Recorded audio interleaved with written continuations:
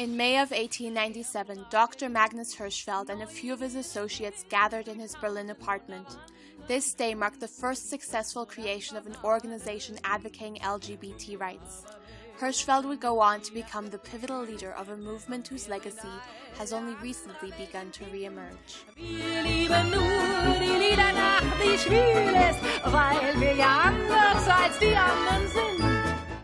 Magnus Hirschfeld was born to a large Jewish family on May 14, 1868, in the Pomeranian town of Kolberg in what was then Prussia. He studied medicine at university and earned his MD in 1892. Several years later, one of Hirschfeld's patients committed suicide because of his homosexuality. In the suicide note, the young soldier challenged Hirschfeld to inform the public about how numerous gay men shared his fate, and to teach people to be more open-minded. Shortly after this, Hirschfeld moved to Charlottenburg in Berlin.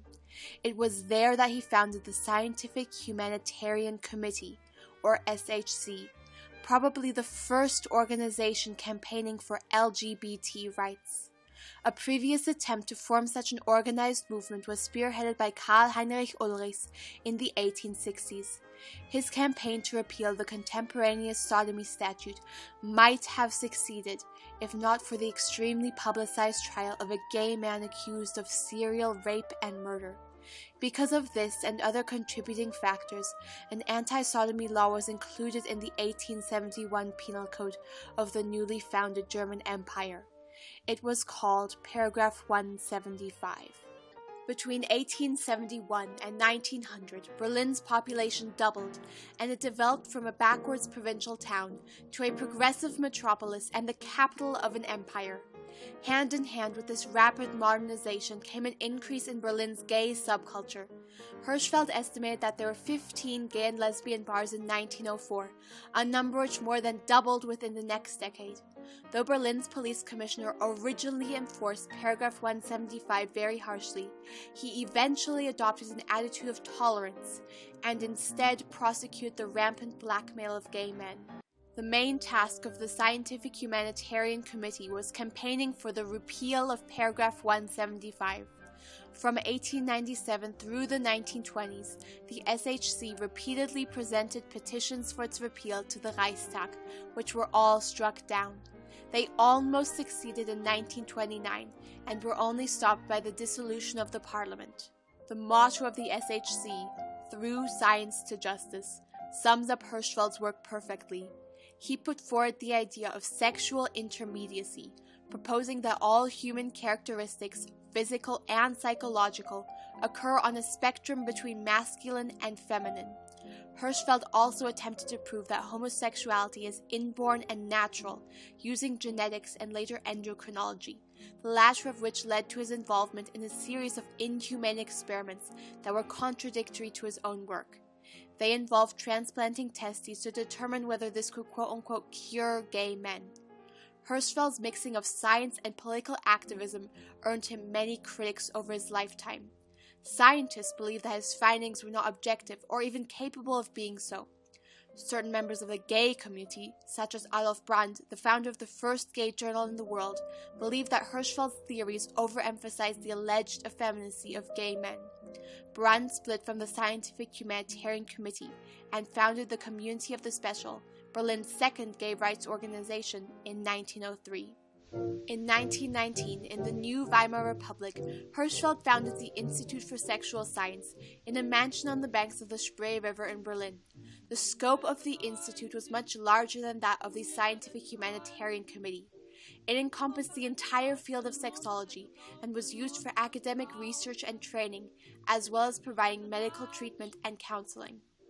I met Magnus Hirschfeld through a friend of mine. I found him a very sympathetic, elderly gentleman. He looked rather like a walrus, but a very nice walrus. The Institute became a kind of social hub. It sponsored public events, balls, and lectures, and expanded to include housing facilities and a museum.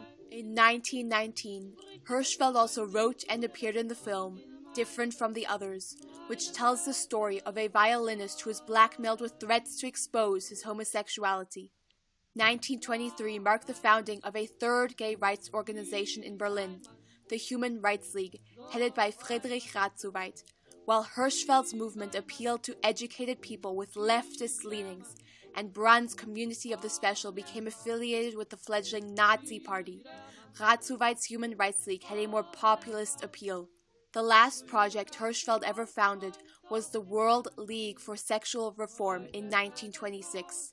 It held prominent conventions in Copenhagen, London, Vienna, and Brno, Czechoslovakia in the following years.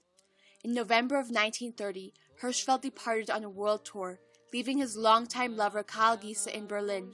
He traveled to the United States for several months, but decided not to return directly to Germany, instead traveling on to Asia.